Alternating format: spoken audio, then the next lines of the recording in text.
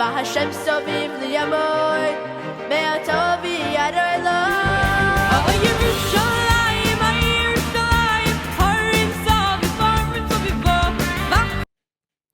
Hello, everybody, and welcome to the weekly episode of our podcast.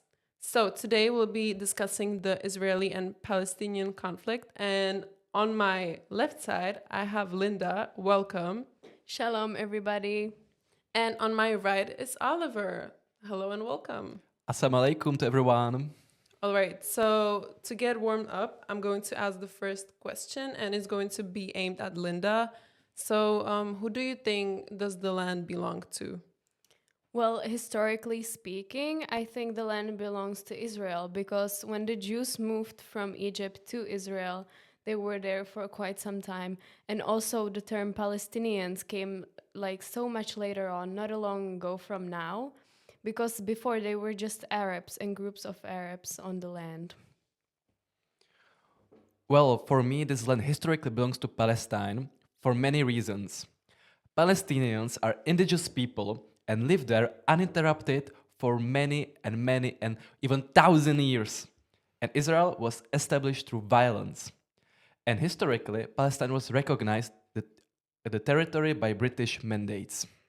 So, the next question is for you, Oliver. What are the impacts of the blockade on Gaza and its population?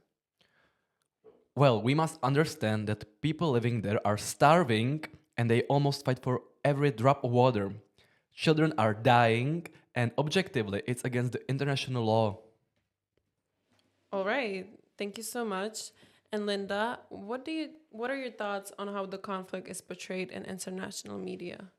Well, in the Western media, what I've seen, usually they're on Israel's side. But that's also not a great point sometimes because they do not take into consideration everything and all the stuff that's coming from the other side. But when the youth is talking about it, that's a different situation because, for example, in the US, a lot of the young people stand with Palestine, but they also don't know what it means to be in Israel as an Israeli person because they do not listen to them. They only listen to one side. So I think that both of these opinions have their pluses for my side, but also it's not great always. All right, thank you so much. Our episode is coming to an end, and I'm going to ask a final question, which is actually for the both of you. So, guys, do you think a two-state solution is still viable? Why or why not? Well, that's a really tough question, and I think it really depends on next generation because they will have to choose if they want to progress this violence and the war or if they want to end it. Yes, exactly. I agree because the hatred is very deep rooted on both sides. So as long as that's still there, I think that the conflict will be never ending. So that's what we will have to deal with.